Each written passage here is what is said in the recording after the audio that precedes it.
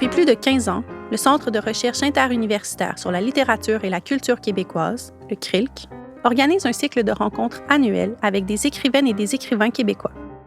Ces rencontres sont animées par des chercheurs et des chercheuses en littérature, aussi bien jeunes que plus aguerris, ce qui permet de mettre en dialogue les textes, les auteurs et les autrices, et les savoirs. Cette année, les rencontres d'écrivains et d'écrivaines du CRILC sont consacrées aux acteurs et actrices du milieu littéraire queer au Québec. Le cycle porte l'intitulé « Lire queer ». Et lire queer, c'est sans doute lire des textes qui ne sont pas hétéronormés ou cisgenrés, des textes qui ouvrent à ce fameux trouble dans le genre. Mais lire queer, c'est sans doute aussi aborder les textes qui brouillent les pistes par la voie d'une pensée qui cherche à comprendre les systèmes oppressifs qui y sont à l'œuvre. La deuxième discussion de ce cycle d'entretien porte sur le regard particulier posé sur des écrivains et des écrivaines par des éditrices soucieuses d'offrir un espace de liberté réel à celles et ceux qu'elles accueillent. On discutera notamment des manières dont on pense l'édition de textes qui bousculent les conventions. Nous avons invité pour cette occasion Olga Duhamel-Noyer et Jennifer Bélanger. Olga Duhamel-Noyer est directrice littéraire des éditions Héliotrope. Elle est diplômée de l'École des beaux-arts de Montpellier et docteure en littérature comparée de l'Université de Montréal. Elle a publié 5 romans, Une autre vie est possible, Mykonos, Le rang du cosmonaute, Destin, High Water, ainsi qu'un essai, Motel Univers, Bienvenue au Québec. Jennifer Bélanger est une écrivaine et étudiante au doctorat en études littéraires, avec concentration en études féministes à l'Université du Québec à Montréal. Sa thèse porte sur les inscriptions corporelles et textuelles de la maladie à l'intérieur de récits contemporains écrits par des femmes. Son premier roman, Menthol, a été publié aux éditions Héliotrope en 2020. En octobre 2022 a paru à la même maison d'édition Les Allongés, un essai poétique rédigé à 4 mains avec Martine Delvaux. Jennifer a aussi écrit pour plusieurs revues et collectifs et elle fait partie du comité de rédaction de la revue Mébius.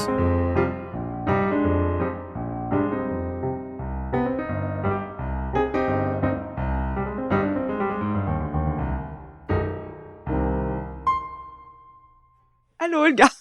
Salut, Jennifer. Explique-moi en fait peut-être comment Héliotrope est apparu dans ta vie, mais aussi dans le paysage québécois. Je sais que l'année passée, on fêtait, c'était quoi, les 15 ans de la maison d'édition? Ouais, je crois que c'était les 15 ans. Ouais.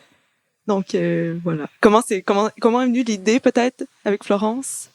Au départ, c'est Florence qui voulait beaucoup faire une maison d'édition. Moi, je freinais un peu des cas de fer. Pas tant que ça, mais je me suis laissée quand même porter par ça. Puis c'est venu vite. Là, maintenant, quand on regarde avec les années, 15 ans, c'est long. Mais maintenant, je freine plus des cas de fer du tout. Mais au tout début, c'était pas mon impulsion parce que il y avait des gens quand je faisais mes études qui rêvaient de faire ça, de l'édition, puis moi pas trop, parce que ce que j'aimais c'était les livres, c'était pas l'édition. Ouais. Parce que t'avais déjà une pratique d'écriture avant de fonder Héliotrope? Oui, toujours. Ok. Toujours. Je publiais pas, mais oui. Ouais, ok. J'écrivais un peu, j'écrivais un peu. Puis est-ce que justement l'un et l'autre se sont alimentés au départ? Comment t'envisageais toi ta posture au sein de la maison? Est-ce que c'était une posture double, justement, écrivaine et éditrice? Au début, non, j'allais pas du tout être éditrice, mais c'est Okay. par la force des choses. On a fait le livre d'Angela Cosea, puis j'ai travaillé sur le livre d'Angela. J'aime beaucoup ce que fait Angela. J'aime beaucoup Angela aussi comme intellectuelle, comme autrice, comme tout, comme personne. Puis j'ai travaillé sur son texte. C'est comme ça que ça s'est fait. Ça a commencé comme ça, puis après on a fait un autre livre, puis on avait fait le livre sur les motels. Alors ouais, c'est moi collectif. C'est ça. Ouais. Moi, j'étais pas éditrice, c'était pas un collectif en fait, c'est Okay. que c'était avec un photographe. Mais on était 2 à faire le livre avec ce photographe-là. Sauf que c'est un livre qui est collectif dans le sens où d'ailleurs, on a arrêté à un moment de faire cette collection-là parce que ça monopolisait toute notre minuscule équipe qui, à l'époque, était encore plus petite. Le déplacement, j'imagine, c'est ça, il fallait faire les photos, mais mettre des photos dans un livre, ça coûte cher. Faut tout placer ça. Je pense qu'à ce moment-là, Antoine Fortin, qui sortait de son école de graphisme, il était très content de faire ça, mais c'était énorme pour lui, là. C'est comme une tonne de briques. C'est beau que tout le monde soit resté un peu dans l'équipe. Je veux dire, Antoine, je savais pas que ça datait des tout débuts. Puis il a vraiment comme évolué avec la maison de façon parallèle. Là. Ah, c'est cool. Okay. Tout début, en fait, il avait jamais fait ça. Il sortait du bac. Il était très jeune. On a tous vieilli avec la maison. On est tous restés jeunes avec la maison. Ça, voilà. Puis comment est venu le queer par la force des choses, de façon non le queer, réfléchie, c'est l'air qu'on respire. Oui, c'est ça. C'est l'air qu'on respire. C'est aussi tous les auteurs, tous les textes qu'on aime, quoi, au départ, avant même, j'allais dire que le mot queer existe. On était des lectrices de Proust, mais de Violette le Duc, aussi de Renaud Camus, juste le Renaud Camus de Trix, là, peut-être pas tous les livres, mais je veux dire, c'était comme ça avant même. Nous, jamais on a voulu faire une collection queer, par exemple. Oui, parce que c'est intégré à... Ouais, je comprends. C'est ça, c'est vraiment l'air qu'on respire. Ce serait bizarre de faire ça, tu sais. On remarque, il y a des très bonnes maisons d'édition, il y a des femmes. Antoinette Fouque, elle a appelé ça des femmes, même si c'était une maison de femmes, mais on aurait pu appeler ça des queers, tu sais, au fond.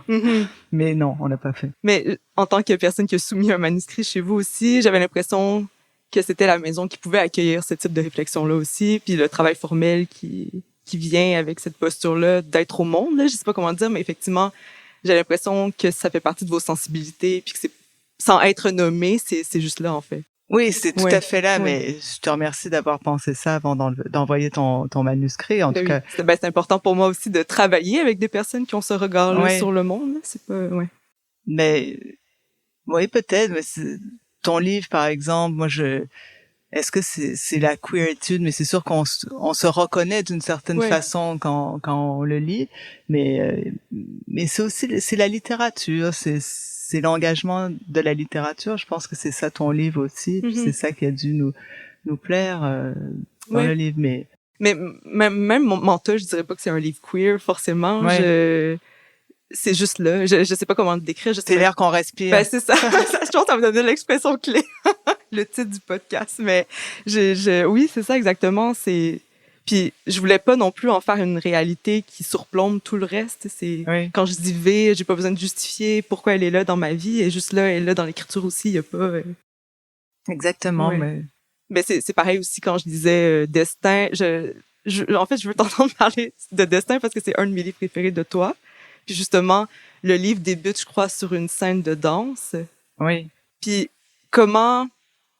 Destin, ça a été ton second livre, je crois? Oui. Oui, c'est ça. Comment est venue l'idée pour toi d'investir ça par l'autofiction avant, tu sais, de tomber peut-être dans quelque chose de plus fictionnel ou...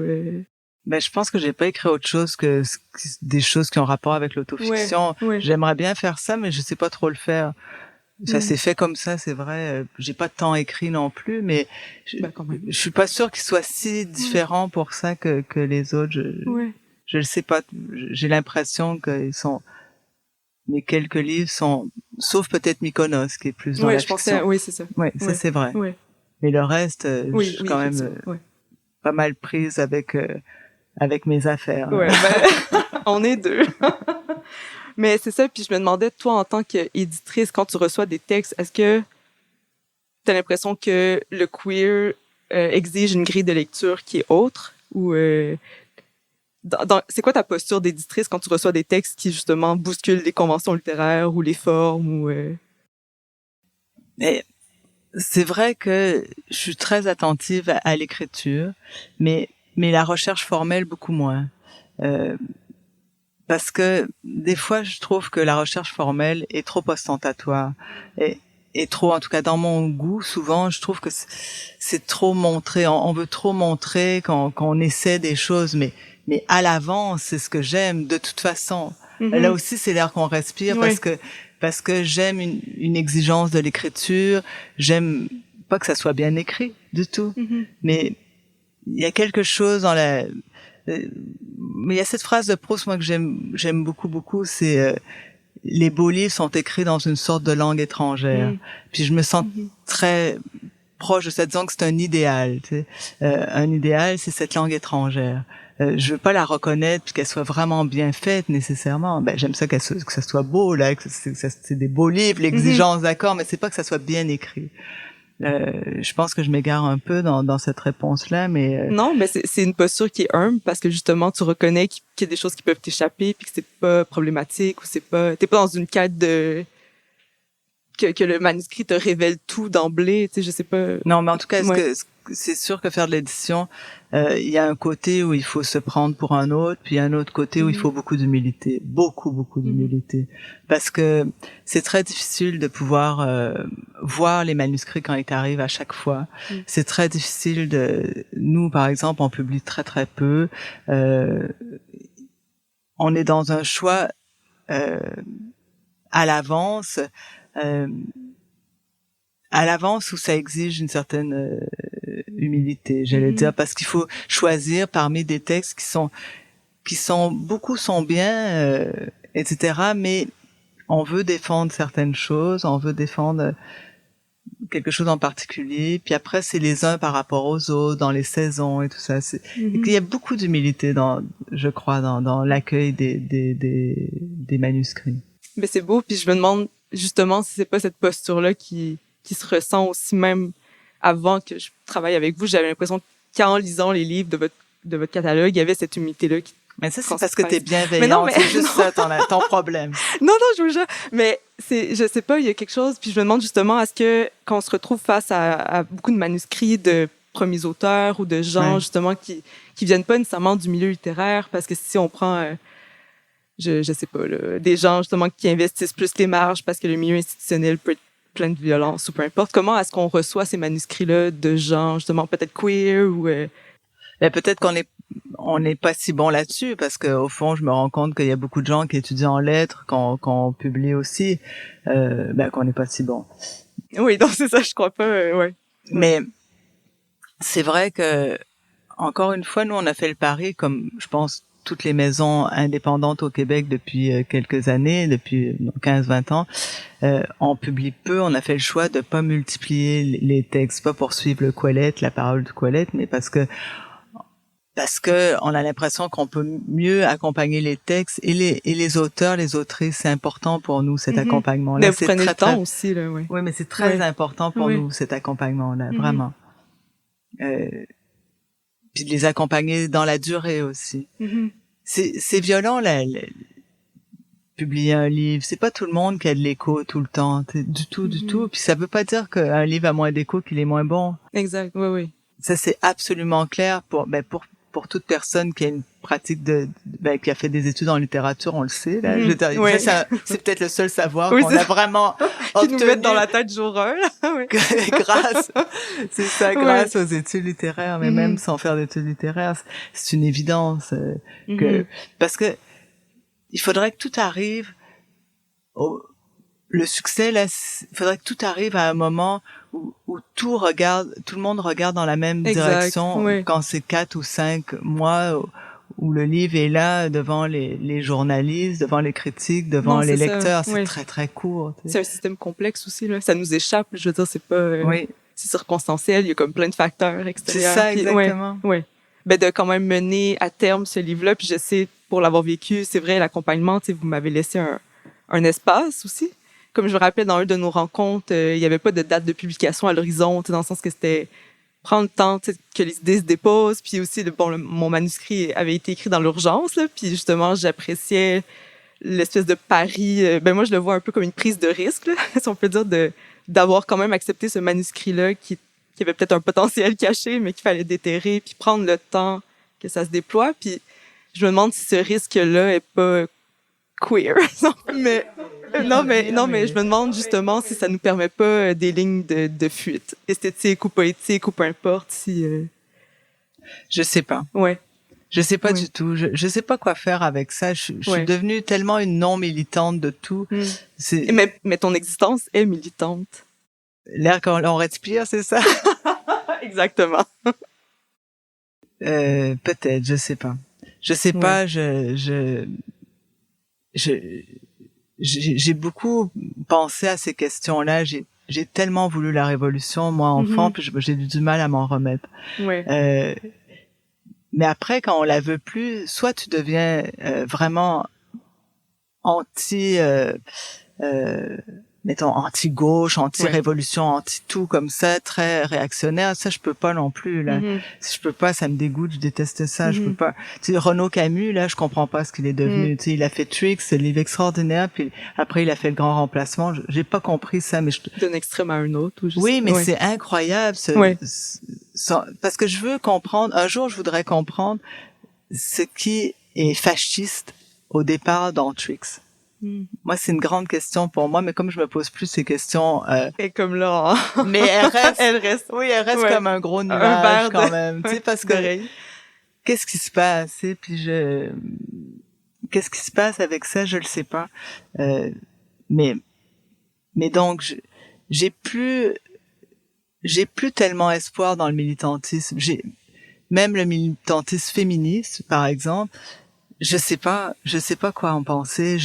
J'aime pas les gens qui disent les dénonciations c'est dégueulasse, mais je suis pas si à l'aise avec toute la manière dont je suis mal à l'aise avec cette ère du soupçon. Je suis mal à l'aise. Mais qu'est-ce que je peux dire? Les temps révolutionnaires sont toujours inquiétants, c'est normal, je pense aussi. Mais ta posture d'inconfort est aussi prometteuse, si on peut dire, parce que tu tranches pas, fait que tu permets aussi que le doute se... Ben je crois au doute. Oui, ça, c'est vrai. Oui. À la liberté, au doute. Oui, c'est ça. Vraiment beaucoup. L'idée d'être tout le temps, d'être en tâtonnement, mais d'être en suspension, je sais pas, il y a quelque chose quand même de porteur ou de prometteur, je sais pas. C'est une posture qui est douloureuse parce que on n'est jamais peut-être campé dans un truc précis, mais être en mouvement, je sais pas, moi ça me parle là, comme posture. Ouais, moi aussi j'ai une certaine inquiétude, disons, puis cette inquiétude-là, je pense que c'est peut-être pas mal de l'avoir, mais je trouve qu'il y a trop d'inquiétude. J'aimerais aller vers quelque chose de plus apaisé dans le militantisme, vers plus de certitude. Ouais. Un ancrage ou comment ça mais les certitudes, je les crois capables du pire. Les gens sûrs d'eux-mêmes, je les crois capables du pire. Oui. Mais justement, c'est aussi quelque chose qui paraît dans la façon dont vous traitez les textes. Moi, ce que j'ai beaucoup aimé de travailler avec toi, avec Laurence, c'est cette manière-là, justement, de honorer le doute, de le faire sortir, je sais pas, de le privilégier même, de tout le temps se poser des questions, mais de façon à ce que ça soit pas contre le texte ou contre nous, mais d'élever ce qui est là en germe dans le texte, je sais pas. Ben c'est vrai que c'est ça qu'on essaie de faire. Je suis contente avec moi. Je suis contente que ça tombe sur toi parce que peut-être que d'autres auteurs n'auraient pas cette impression-là. Tant pis pour eux. Non mais non, c'est vrai que c'est sûr que ce qu'on essaie de faire à chaque fois, c'est de regarder dans le même sens que l'auteur, que l'autrice, et d'amener son texte le plus loin possible en regardant avec cette personne dans la même direction. Tu sais. Voilà, disons que ça sera un idéal. Mais c'est bien, vous respectez cet idéal-là, mais il y a aussi l'idée que vous acceptez, puis là je parle encore de Menthol, parce que ce texte-là, quand je l'ai donné, j'avais l'intuition qu'il était beaucoup à retravailler, mais que ça vous a pas fait peur, mais que vous aviez accepté aussi que ce texte-là pouvait prendre plein de directions, qui était en soi désorienté dans son contenu, dans sa forme, je sais pas. Puis vous avez accepté aussi l'idée qu'il n'y avait pas nécessairement un commencement ni une fin. Puis c'est quelque chose que plusieurs lecteurs m'ont dit que ils sont restés sur leur fin, dans le sens qu'ils auraient aimé qu'il y ait une conclusion à ce texte-là ou peu importe, mais j'avais pas besoin de défendre cette idée-là avec vous parce que j'avais l'impression que vous aviez compris que c'était un morceau de ma vie, puis qu'il y avait une continuité avant et après, puis que c'est pas encore terminé, en fait, que cette idée-là de la mère ou peu importe, qui revient tout le temps. Mais j'ai été contente à rebours de penser justement que ça, c'était peut-être, je veux pas dire queer, mais d'une sensibilité, tu sais, d'admettre qu'un texte a pas besoin d'avoir des limites définies, puis qu'il peut être sans bord, puis se tenir quand même, faire un livre. Ben, je pense, c'est sûr qu'on pourrait pas faire tous les livres comme ça. C'est bien qu'il y ait par exemple, quand on fait du polar, là, c'est vraiment... Ouais, il y a des codes. Oui, il y a plus de codes. Ouais. Là, c'est plus Annie qui s'en occupe, mais c'est important d'avoir des choses dans ce code-là. Il y a d'autres livres où il y a une plus grande liberté, disons, hors de la forme. Et même dans le polar, il y a un type de liberté quand même. Là, on essaie d'en avoir une, mais il y a des codes que c'est bien de suivre. Personnellement, comme lectrice, moi, j'oublie tout le temps la fin des livres, à peu près tout le temps. Ben, moi aussi, c'est pas ce qui me... C'est pas ce qui m'intéresse, exact. mais je le sais que beaucoup de lecteurs aiment les fins. J'essaie d'y penser souvent. Puis on essaie d'y penser. Puis il y a d'autres gens dans la maison qui sont beaucoup plus attentifs aux fins, comme je te dis. Moi, c'est particulier, j'oublie tout le temps. Alors que j'ai une bonne mémoire de ce que je lis et tout ça, mais les fins, je sais pas.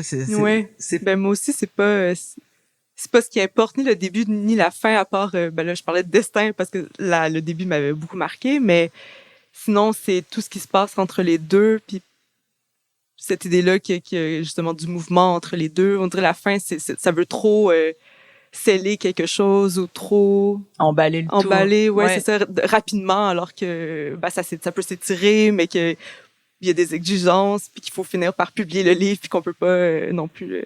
Mais les fins ouvertes, moi, ça me parle davantage. Oui, moi aussi. Et encore une fois, des fois, c'est bien de réussir la fin, là. Ça, c'est très, très bien. Pour certains livres, c'est même capital. C'est dommage de rater une fin, tout à fait, mais c'est pas l'enjeu, par exemple, de Menthol, la fin. T'sais. Non, c'est ça. Il faut avoir une belle sortie du livre, un fade-out ou fade-in, ou je sais pas comment on dit. Mais oui, ben c'est beau l'idée de fade-out comme un truc progressif, mais qui tombe pas dans un noir total, je sais pas. Ouais. Je pense après pour... c'est ça, je sais pas trop pour les fins. Il y a des gens qui veulent des fins tout le temps, mais il y a des gens qui sont très gourmands aussi, qui sont dans une espèce de gourmandise. Il faut que ça soit bien emballé, tout ça, digéré. Moi, c'est pas mon truc. Pas mon truc. Ouais, on peut rester sur une indigestion ou quelque chose qui passe pas. Ou rester sur sa faim. Ou rester sur sa faim, ouais, c'est ça.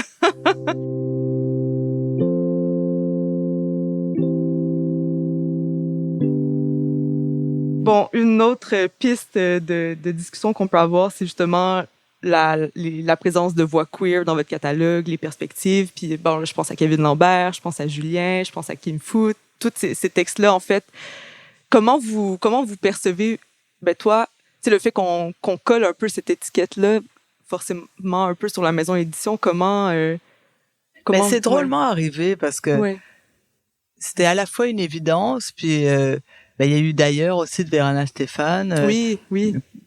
Je pense que c'est le premier... Non, c'est pas le premier titre comme ça, parce qu'il y avait quand même mon premier livre, Highwater.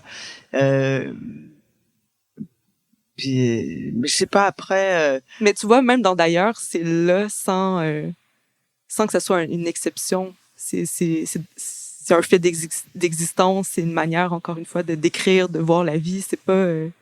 Oui, mais c'est bizarre parce que je trouve quand même, moi, je trouve souvent que le temps ne passe pas, que c'est la même chose qu'avant, puis en même temps, non. Tu sais, je me souviens que nous, ce qu'on lisait, moi, ce que je lisais, c'était déjà beaucoup de littérature qui s'adonnait à être queer. Quand on y pense, j'ai beaucoup aimé, par exemple, les pièces condamnées de Baudelaire. Dans la littérature classique, j'ai beaucoup aimé tout ce qui pouvait être de travers, classique, je veux dire...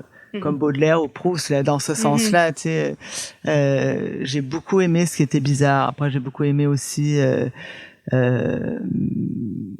Violette Leduc, j'ai beaucoup aimé des choses comme ça.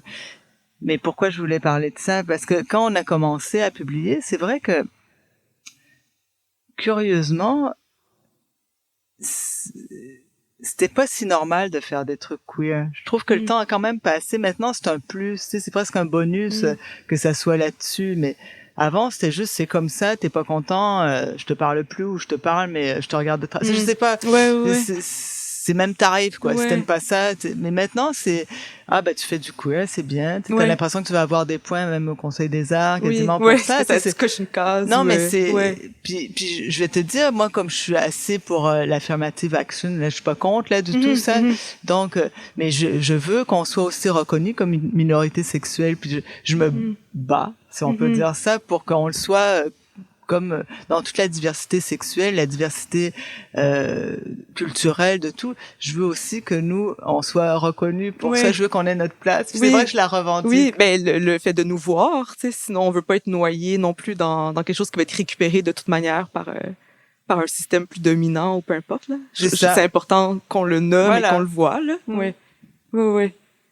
Puis justement au début, vous étiez une des premières maisons éditions. Je sais pas à quoi ressemblait le paysage éditorial ou quand vous avez commencé, mais est-ce que vous étiez sans doute une des premières maisons éditions à être deux femmes qui ont aussi une vie intime, qui ont une vie ensemble. Je sais pas comment ça. Est-ce que vous avez eu des obstacles? On s'en vantait pas. Ah oui, non, c'est ça, ouais. Non, mais puis on a un fils ensemble, Florence et moi, mais on s'en vantait pas du tout. Ben, je veux dire, on n'a jamais caché non plus, c'est notre vie, tout le monde le sait. Florence, elle a sa vie de son côté professionnel aussi, tu sais, qu'il y a pas. Mais le monde a un peu changé entre-temps. Est-ce que pour le mieux, est-ce que vous sentez que vous respirez mieux ou qu'il y a quelque chose à... Oui, c'est pas mal. Oui. C'est pas mal. C'est comme si on avait les mêmes ennemis qu'avant, mais peut-être qu'on a plus d'espace. Oui. Oui. Puis mais même pour l'écriture, et même pour la littérature faite par des femmes, j'ai quand même un peu l'impression que c'est moins de la littérature des femmes comme jadis. C'est avant, dès que c'était, tu sais. Annie Ernaux qui a le prix Nobel, c'est quand même énorme. Moi, oui, c'est non. Je l'ai lu tardivement, Annie Ernaux, puis j'aime beaucoup ça, je trouve ça très intéressant. Je suis pas une fan là comme j'ai pu être une fan ou comme je suis encore une fan de Duras. Tu sais, mettons là, tu sais, mais je trouve ça très très intéressant ce qu'elle fait, puis je trouve ça fascinant, fantastique qu'elle ait eu aussi le Nobel. Ben c'est surtout quand on se reporte dans son contexte de début. Tu sais, peut-être que maintenant, comme tu dis, ça semble moins impressionnant parce que les voix se sont multipliées, les places aussi sont de plus en plus accueillantes. Mais à l'époque, ou juste l'idée de transclasse aussi, puis ça me faisait penser, tu sais, il y a beaucoup de personnes dans la maison édition qui se sont peut-être retrouvées dans l'écriture par accident. Avec Pierre, je pense que c'était Pierre qui disait ça dans notre table ronde, puis je pense aussi peut-être à Julien, à Marie-Pierre, à moi, que on pensait peut-être pas écrire, mais c'est aussi de donner une place à des gens qui, pas qui se sont perdus en cours de route, au contraire, mais qui se sont peut-être retrouvés dans un autre chemin ou rattrapés dans le détour ou peu importe. Je me souviens très bien de cette table ronde-là parce que puis je vous disais que on est quand même pas on n'est pas en Europe ici en même temps.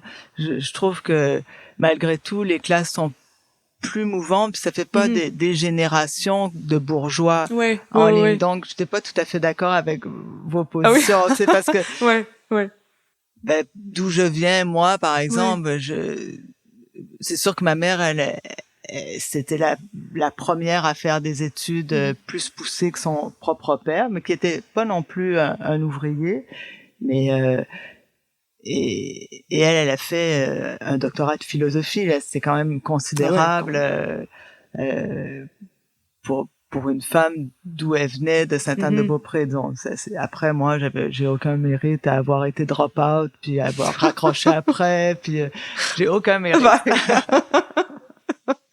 mais oui, mais c'est vrai qu'il y a peut-être l'écart qui est moins impressionnant, si on peut dire. Je sais pas, c'est peut-être moins, mais reste que je sais pas, tu sais, chez moi, bon, c'était extrême, il y avait pas vraiment de livres, il y avait la culture, ben c'était la télévision américaine, fait que c'est un peu une je sais pas, un bris, mais tu sais, je sais pas non plus, tu sais, oui, transclasse, parce que maintenant, bon, les bourses que je reçois, peu importe, c'est sûr que je fais comme déjà le triple de ma mère, là, tu sais, juste ça, là.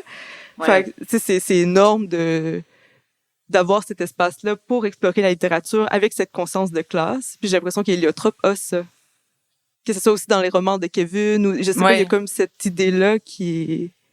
Ben moi, c'est des questions qui m'intéressent beaucoup. En tant que fille de communiste, c'est quelque chose qui m'intéresse beaucoup, mais ça m'intéresse aussi dans un certain ridicule de ça pour ma classe sociale, si je peux dire ça comme ça, en tant que petite bourgeoise. Comment ma mère était tellement convaincue d'être du bon côté, puis moi avec, mais j'étais toute petite là, mais j'étais très jeune. Puis là d'aller distribuer, peut-être qu'elle y croyait moins, mais elle allait distribuer le journal communiste. Okay, ouais.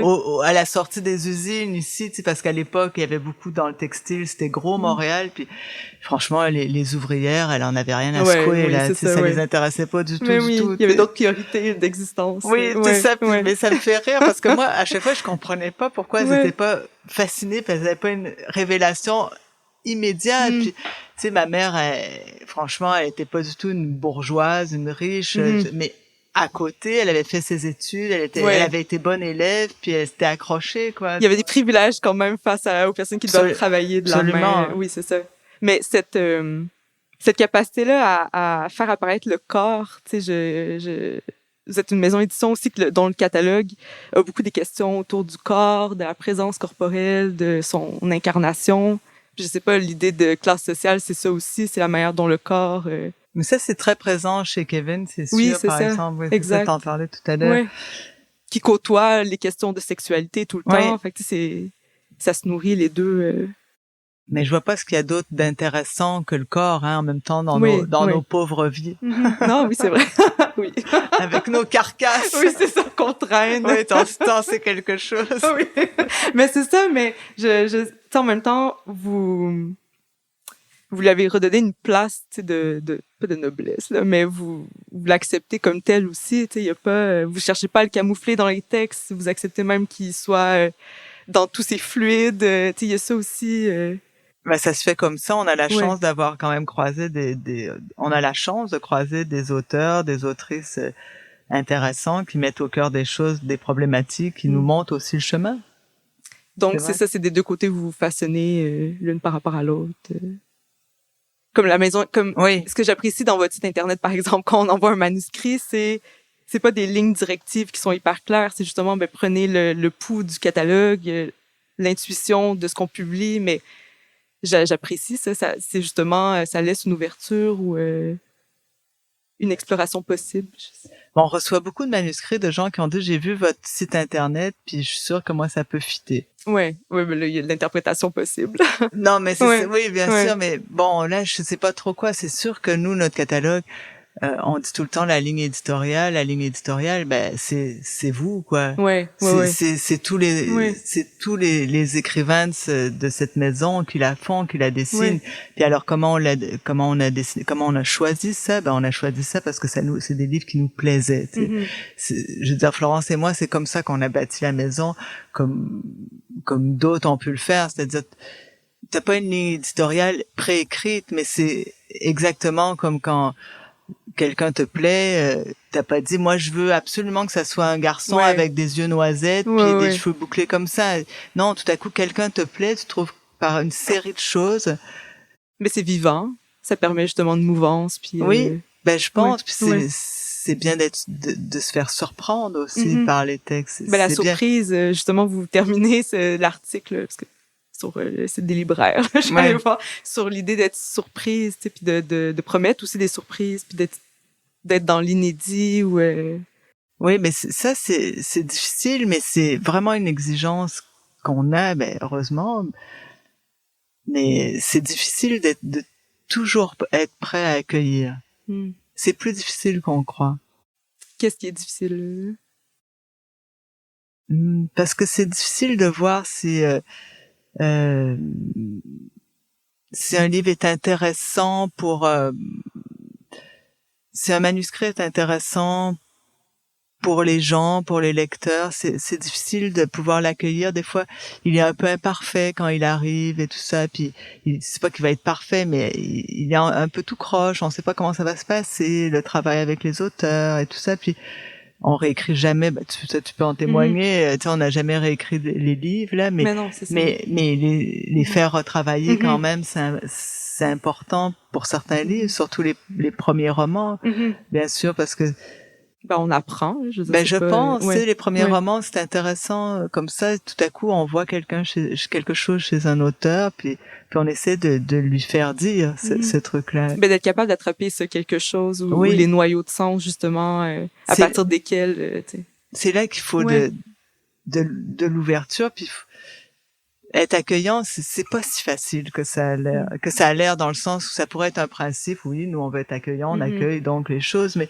pour bien accueillir les gens, je sais pas, ça, je trouve que c'est pas si facile aussi il y a des fois quand on a la tête dans le guidon, on travaille beaucoup, on est fatigué, tu sais, il y a vraiment de la fatigue intellectuelle, la fatigue. On a vu plein de manuscrits, puis on reçoit des bonnes choses, tu sais, mais très bonnes choses, mais là, il faut que t'en choisisses, tu sais, puis c'est pas facile. Mais la réception est dépendante à ton état corporel, justement, je veux dire. Oui, aussi, c'est ça. C'est plein de circonstances qui font en sorte que peut-être qu'à un moment, on va être moins dans l'hospitalité parce que... Oui. Exactement. C'est la vie.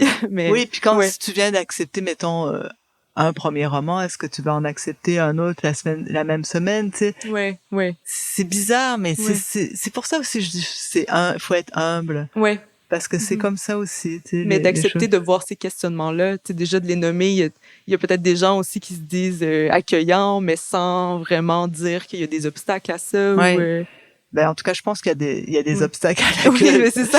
Mais le fait d'y penser, je sais pas, on dirait qu'on perd jamais de vue ça, puis peut-être que c'est un moyen pas de les surmonter, mais de faire avec, puis de... Peut-être, parce qu'à côté de ça, en même temps, tu sais, il y a beaucoup de douceur, d'humilité, mais il y a un côté de pitbull, hein, de l'éditeur. Ça faudrait que j'en parle un peu quand même, parce que...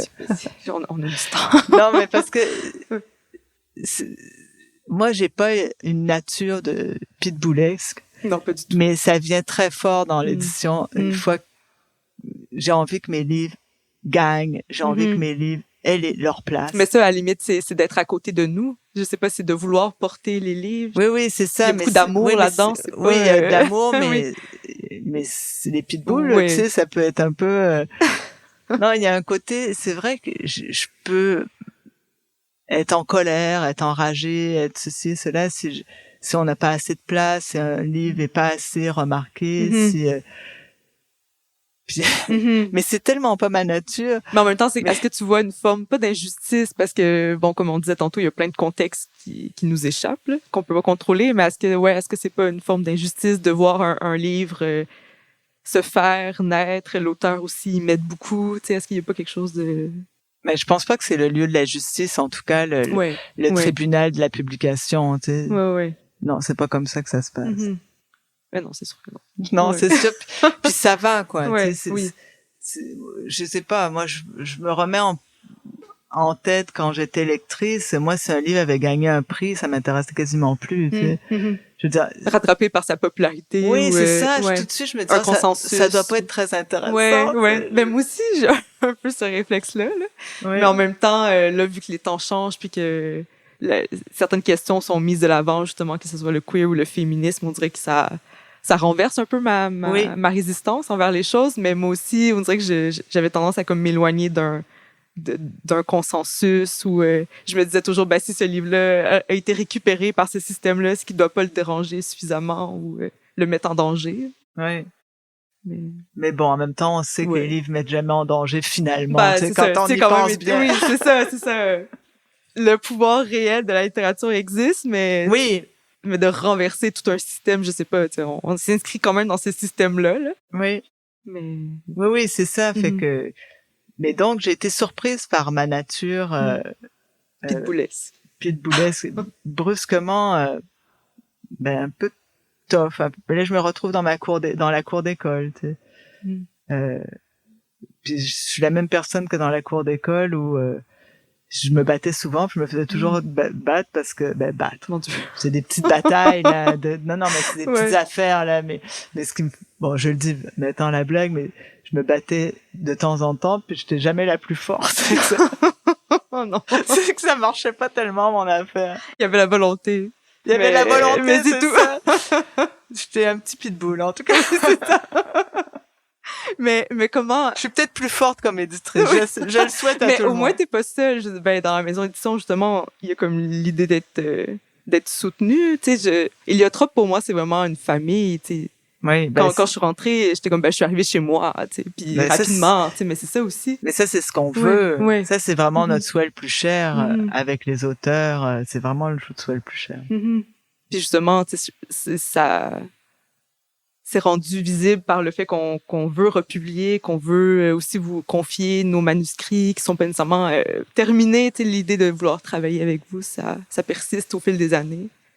Ben, j'allais dire Dieu t'entende, mais ce serait un peu trop dire là. Mais c'est comme ça qu'on veut faire. Tu sais, c'est sûr que le catalogue d'auteurs, c'est ça l'idée, c'est que les gens se sentent suffisamment bien. Puis là, je faisais des blagues sur le côté un peu guerrier, mais j'ai une guerrière à côté de moi. Tu sais, Florence, c'est comme prends-en de la graine. Là, pour, elle, elle a son bazooka symbolique. Puis elle avance quoi. Moi tu la suis, c'est bien. je la suis, je la protège aussi, tu sais, je suis là. Ce mouvement-là de comme devancer derrière. C'est ça. En interchangeant, mais justement dans l'idée de conserver ces places-là tout en étant souple et en continuant d'accueillir des nouvelles voix aussi. Je pense que ça nous permettait à nous, des personnes qui sont au croisement de plein de systèmes d'oppression ou identitaire ou peu importe, d'avoir une place dans ce milieu-là. Ben, je suis très heureuse de te l'entendre dire, Jennifer. Oui, mais c'est vrai que là, en disant ça, j'étais comme, OK, mais je suis quand même privilégiée, je suis quand même à l'université, je veux dire, peut-être que d'une manière ou d'une autre, je me serais inscrite dans le champ littéraire, mais j'étais pas quelqu'un qui venait forcément de la création ou je sais pas, oui en fait, je mens. Je viens de la création, mais à l'université, j'étais pas en création, mais je sais pas, le fait d'avoir cette place là puis de vouloir qu'elle bouge aussi puis qu'il y ait cette souplesse là. Tu nous permets d'écrire, je sais pas, il y a comme un terrain fertile. Ouais. Mais écoute, moi, c'est ce que je souhaite, en tout cas. C'est mon souhait, c'est notre souhait, encore une fois, à Florence et à moi. Pour ça, je peux le dire. Puis je freine pas des quatre fers. C'est vraiment ce qu'on souhaite, ce que je souhaite. Puis vous avez, au fil des années, ça s'est solidifié aussi votre façon d'appréhender les textes.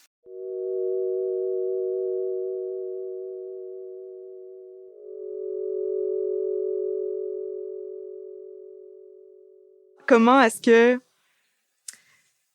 face aux normativités sociales, comment est-ce que, je veux t'entendre toi en tant qu'écrivaine, parce que t'es pas seulement éditrice, mais comment est-ce que dans tes textes, t'as l'impression de travailler toutes ces normes sociales-là, ou comment tu fais avec? Question large. Mais en fait, c'est très difficile pour moi de passer d'une personnalité à une autre. Ouais. J'ai du mal à parler de la maison d'édition, puis après de parler de moi comme écrivaine dans la même conversation. C'est compliqué. Mais les deux se contaminent, les deux postures se... Oui, c'est vrai. C'est vrai, par exemple, que maintenant, quand j'écris, j'ai l'impression que la grosse voix de l'éditrice le surmoi. Le surmoi est très fort chez moi, je pense. Est-ce que c'est une entrave? Est-ce que c'est un obstacle? Est-ce que c'est... Je sais pas, c'est bizarre. De toute façon, c'est comme ça. Ouais. Il y a pas... J'ai trouvé ça très difficile les premières années de publier dans ma maison. J'étais pas directrice littéraire de la maison au début, mais directrice littéraire, c'est ça que j'étais. De la maison au début, j'étais pas ça. Je faisais juste de l'édition comme ça, puis j'avais pas beaucoup d'expérience en général. Mais après, quand ça s'est fait, moi, je détestais publier dans la maison. C'était le moment que je détestais le plus. Puis après, maintenant, c'est comme ça. C'est vraiment comme ça, sans amertume, mais sans émotion particulière. Ouais. C'est juste comme ça parce que je sais pas trop où j'irai, j'ai pas envie d'aller dans une autre maison. Mais t'as construit tes racines. Mais j'ai souvent voulu ça, tu sais. OK. Là, je me suis dit ça serait bien mais bon, je suis pas la seule éditrice dans la maison aussi. Moi, je travaille avec Laurence aussi, comme toi. Fait que... Il y a une équipe. Fait qu'on, bon. Mais au début, je trouvais ça vraiment abominable. Enfin, c'est abominable, je sais que c'est trop dire, mais... Le mot est fort, mais pas comme un conflit d'intérêts, mais une façon de... je sais pas comment tu l'entrevois. J'avais l'impression que ça serait mal vu, que c'est ceci, c'est ça, maintenant...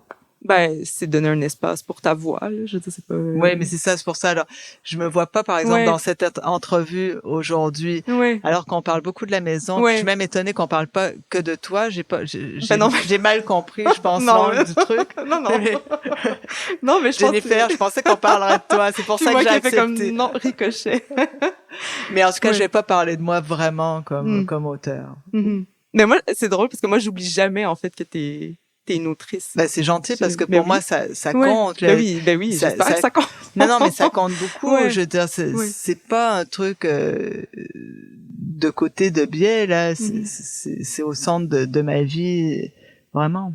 Puis le fait de porter plusieurs chapeaux, puis de bouger comme ça, tu sais, d'avoir une espèce de posture qui est souple. Je sais pas, le mot souple revient souvent, là, mais c'est très queer, là, mais je sais pas, est-ce que ça fait de toi, justement, quelqu'un qui est capable de se mettre dans plusieurs positions? Ça, je pense que oui. Ouais.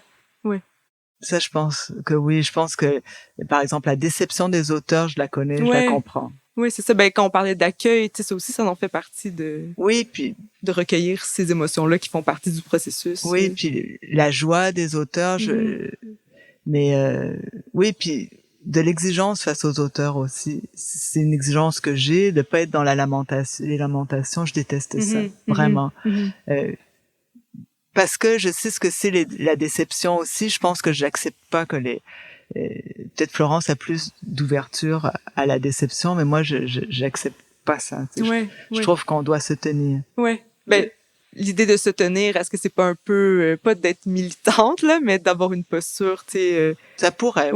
Comme une forme de militantisme permanente. C'est pour ça que quand je dis ton existence en tant que telle l'est, pour ce qu'elle représente à nos yeux dans le champ littéraire, dans le champ social, tu sais, j'ai l'impression que c'est militant en soi, même si c'est pas comme on l'entend, peut-être le militantisme normal. Mais je trouve que je suis une mauvaise militante, c'est pour ça peut-être que je peux être une mauvaise féministe aussi, ou je pense que c'est correct de pas être la bonne militante. Ou une bonne militante, une bonne féministe. Non, c'est ça, je pense pas que je sois une très bonne féministe non plus. Quoique pas si mal, mais... Bah...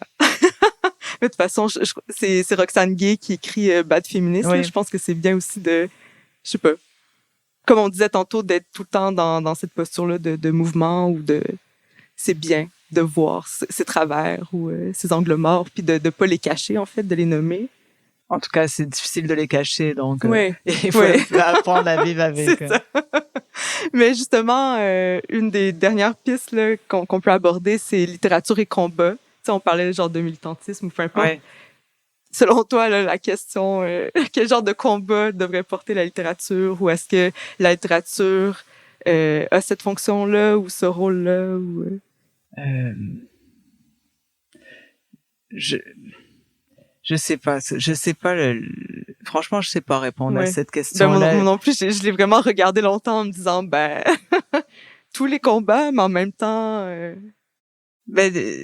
j'ai envie de dire des choses très tartes souvent sur la littérature, genre la littérature c'est mon pays, des affaires comme ça, là, tu sais, c'est ça. Je me sens bien dans des affirmations un peu tartignoles comme ça. Oui, c'est ça. Ouais. Un peu trop grandes pour moi, mais c'est un peu vrai quand même. Ça reste bon, il reste cette phrase de Duras, où quand je suis de mauvaise humeur, je me la répète, c'est que le monde aille à sa perte, c'est la seule politique. Ça me fait du bien parce que c'est Duras. Ça ressaisit, oui, c'est ça, mais ça a aucun sens.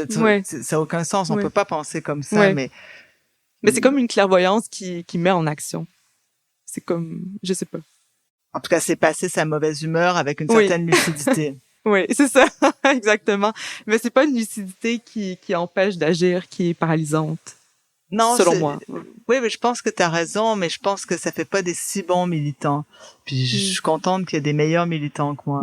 Ben, il faut de la militance sur tous les fronts, de toutes les manières possibles, oui. J'ai l'impression aussi, là. Puis en fait, on parle de bonnes figures militantes, mais je sais même pas à quoi ça ressemble, je sais même pas. Non, moi non plus. Ben, c'est ça. Fait que c'est comme ça existe. Puis peut-être que c'est pas ça a beaucoup de comme d'attentes sociales, mais je sais même pas qu'est-ce que ça représente vraiment. Fait que ça nous permet aussi d'agir comme on est parce qu'on n'a pas de modèle sur lequel se fier. C'est une entité qui existe peut-être pas, la bonne militante ou Non, c'est ça. Je sais pas c'est quoi la bonne militante. Je sais pas du tout. Je me sens quand même de ma génération par moment là-dessus. Je me sens vraiment génération X, Gen X. Il y a comme pas d'autres choses. Tu sais, j'ai l'impression que puis là, c'est-à-dire le nucléaire. Le chômage, mais bon, il y a pas de chômage, il y a plus de chômage, mais du nucléaire, il y en a beaucoup. Oui. Non, c'est ça. Cette crainte-là, il y en a beaucoup, il y a beaucoup. C'est les craintes, toutes ces craintes sur le climat, sur toutes ces choses, toutes ces dominations, toute cette brutalité du capitalisme. Il me semble qu'il y a que la littérature qui peut nous consoler un peu de ça, mais nous consoler avec intelligence, pas avec niaiserie. Non, c'est ça. Je pense que j'aime beaucoup l'intelligence de la littérature. Oui, vraiment. Mais je trouve ça beau parce que c'est vrai que la littérature ouvre un espace peut-être pour dire ces choses-là avec un vocabulaire qui se veut accessible aussi. Oui. Je pense à Pompière et Pyromane, justement, que c'est pas un rapport, là, c'est vraiment une poésie qui permet d'imager aussi ce qu'on vit. Mais toi aussi, par exemple, dans Menthol, dans Les Allongés aussi, mais dans Menthol, t'as su dire des choses sur la misère aussi, sur la misère montréalaise de base, c'est ça. Ordinaire, tu sais. Ben, l'ordinaire, la banalité du quotidien que dans votre catalogue, je veux dire, c'est des livres, il y en a beaucoup, là, Non, mais il y a le tien en particulier, puis je trouve ça important de le dire parce que là, par exemple, la littérature peut quelque chose pour nous. Elle a besoin, on peut dire ça comme ça. Moi, ça me rassure sur le monde. Ça me rassure, puis bon, il y a Pompière et Pyromane, en effet, dans les inquiétudes écologiques, mais continuer de vivre dans ce monde-là, ça me rassure que la littérature existe, vraiment. Oui, moi aussi. Ben, c'est un ancrage, mais aussi parce qu'on l'a fait, cette littérature-là, mais de la lire aussi. Ça console. Oui, ça console, oui. Je sais pas, est-ce que ça renvoie à un reflet? Je sais pas qu'est-ce qui console vraiment, mais je sais pas si c'est des échos ou... je sais pas non plus. C'est ça, c'est difficile à saisir. Ces dernières années, j'ai beaucoup lu Alexievitch. Je vois pas trop ce qui console, puis pourtant, c'est cette lucidité, moi, de l'esprit humain, là, me rassure. Ouais, sans compromis, sans... Oui, c'est bizarre, mais pourtant... c'est ça.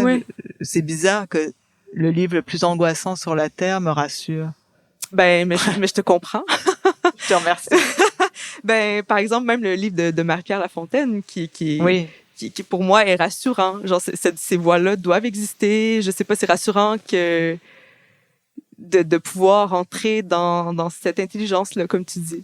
Cette sensibilité-là, cet appel à l'action. Je sais pas, il y a quelque chose de...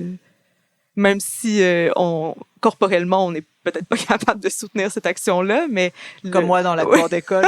C'est ça, exactement. Ou moi qui comme tout pété, mais je sais pas, il y a quelque chose de rassurant qui est cet horizon-là par la littérature. Oui. Puis c'est vrai que dans Menthol, c'était l'idée aussi de tirer ma mère vers la littérature, puis je pense que autant dans des livres, je pense à Kevin Lambert encore, de tirer les morts, de l'idée de pas les faire mourir. Il y a comme toute cette idée-là que la littérature peut nous permettre peut-être. Ben, Catherine aussi, Catherine Mavroukakis, par exemple, dans tous ses livres, tu parles des morts, mais dans Niagara, c'est incroyable en même temps. C'est incroyable que tous ces morts qu'elle peut évoquer, qu'elle peut c'est sa mère qui fait faire le tour des États-Unis dans les fleuves, c'est incroyable. Ça me rassure, ça aussi, d'une certaine façon. Ces jeux-là sur la temporalité, puis je pense que c'est... Je vais pas dire le mot queer, là, mais je pense qu'il y a quelque chose de très queer d'en sortir de ces réels-là pour justement permettre qu'il y en ait d'autres, de pas se contenter de ce qu'on voit, puis d'accepter qu'il y a peut-être plusieurs profondeurs. Ou en tout cas, la littérature permet ces déplacements-là, peut-être, de couches. Sans doute. Ouais. L'intelligence humaine, en tout cas. Oui, c'est ça, exact. Hier, je disais, je suis retournée voir le livre de Preciado, puis la préface qui est signée par Despentes, qui est magnifique, qui est une des plus belles préfaces que j'ai lues. Puis elle dit, justement, en lisant Preciado, c'est un peu comme pas un avertissement, mais qu'elle dit, on va avoir la tête en bas, donc la tête renversée. Puis j'ai l'impression que chez Eutrope, c'était un peu un idéal vers lequel tendre ou...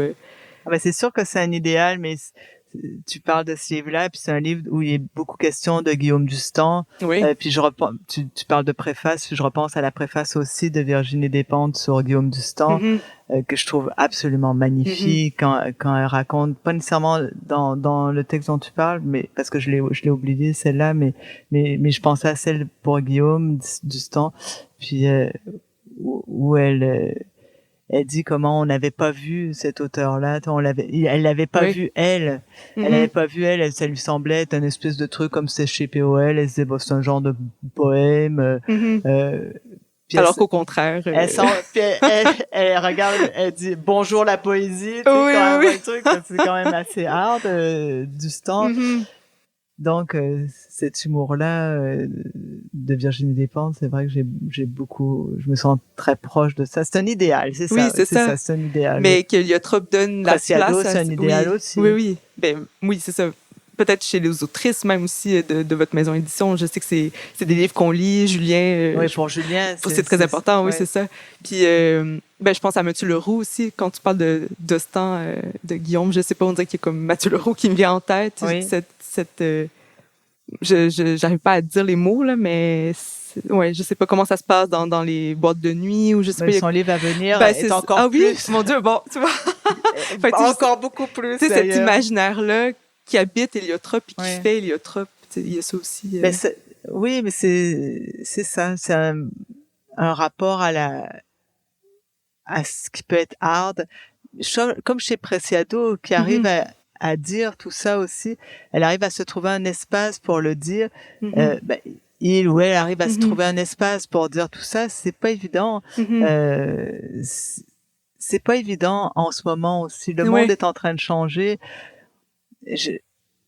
Moi, je suis assez troublée par toute cette littérature que j'ai aimée et qui maintenant est pas juste scandaleuse devant les bourgeois, mais aussi est un peu extrême. On sait pas finalement quoi en faire de cette littérature-là. Tu sais.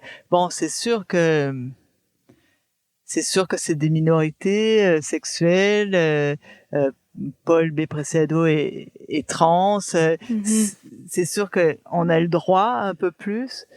Mais c'est tellement hard. Et Dustan à l'époque, de toute façon, à un moment, il a plus été lu du tout. Parce que c'était trop scandaleux. Puis on savait pas trop où ça irait. L'idée de pas savoir dans quelle case enfermer le texte, pouvoir l'étouffer, là. Oui, et puis lui, il voulait certainement pas se faire enfermer. Non, aussi. C'est ça. Alors, il était prêt à tout. Il était prêt à tout, puis il était prêt à tout ce que les sensibilités contemporaines n'ont pas envie de laisser aller. Je comprends aussi. Je pense qu'il y a des livres comme le livre comme La Familia Grande de Camille Kouchner ou de Springora, Vanessa Springora. Qui délie la parole. Là. Oui, mais c'est des très beaux livres, mais c'est des livres aussi qui sont des rappels à l'ordre. Moi, je suis heureuse que ça reste des beaux livres, franchement.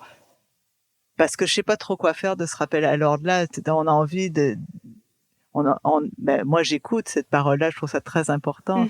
Mais ça me fait du bien aussi qu'il y ait des gens comme Dustan où il n'y a pas de limite. Puis, c'est peut-être aussi dans leur posture de refuser que la littérature soit une chose complètement écartée ou différente de la vie. Il y a ça aussi qui est un peu à l'honneur là, chez Liotrop de voir cette passerelle-là qui circule entre le texte et l'existence, l'écriture, l'existence, que ça se fait signe. C'est quelque chose qui peut circuler de l'un à l'autre. Puis... Oui, mais c'est un passage étroit sur un pont démoli. Oui, c'est ça. C'est beau. Très beau. Mais c'est la métaphore. Ouais, voilà. On pourrait terminer sur cette image. Très bien. Merci, Olga. Merci beaucoup à toi.